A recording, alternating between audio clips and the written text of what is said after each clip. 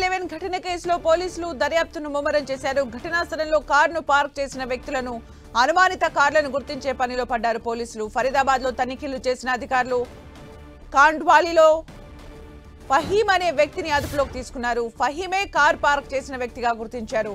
ఇక ఫహీం డాక్టర్ ఉమర్ కు బంధువుగా కూడా తేల్చారు. ఫరీదాబాద్ లో i20 ఏకో స్పోర్ట్ కారును స్వాధీనం చేసుకున్నారు.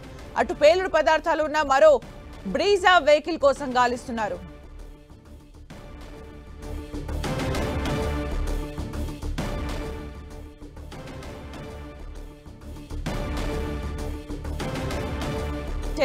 ఘటన కేసులో పోలీసులు దర్యాప్తును ముమ్మరం చేశారు. ఘటనా స్థలంలో కారును పార్క్ చేసిన వ్యక్తులను అనుమానిత కార్లను గుర్తించే పనిలో పడ్డారు పోలీసులు. ఫరీదాబాద్ లో తనిఖీలు చేసిన అధికారులు క్వాండాలీలోని ఫహీం అనే వ్యక్తిని అదుపులోకి తీసుకున్నారు. ఫహీమే కారు పార్క్ చేసిన వ్యక్తిగా గుర్తించారు.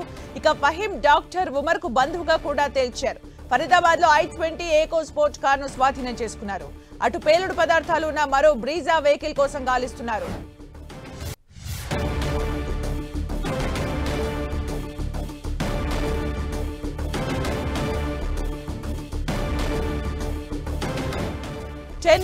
కేసు దర్యాప్తులో సంచలన విషయాలు వెలుగులోకి వస్తున్నాయి. అల్ ఫలాహ్ యూనివర్సిటీ ఉగ్రవాదులకు అడ్డాగా మారింది. వర్సిటీలోని బిల్డింగ్ నెంబర్ 17లో ఉగ్ర కార్యకలాపాలు జరిగినట్లు అధికారులు అనుమానిస్తున్నారు. యూనివర్సిటీలోని బిల్డింగ్ నెంబర్ 17లో ఉగ్ర కుట్రకు ప్లాన్ చేసినట్లు తెలుస్తోంది. బిల్డింగ్ నెంబర్ 17లో ఉగ్రవాదులు సమావేశమయ్యే వారిని ఎన్ఐఏ అధికారులు అనుమానిస్తున్నారు.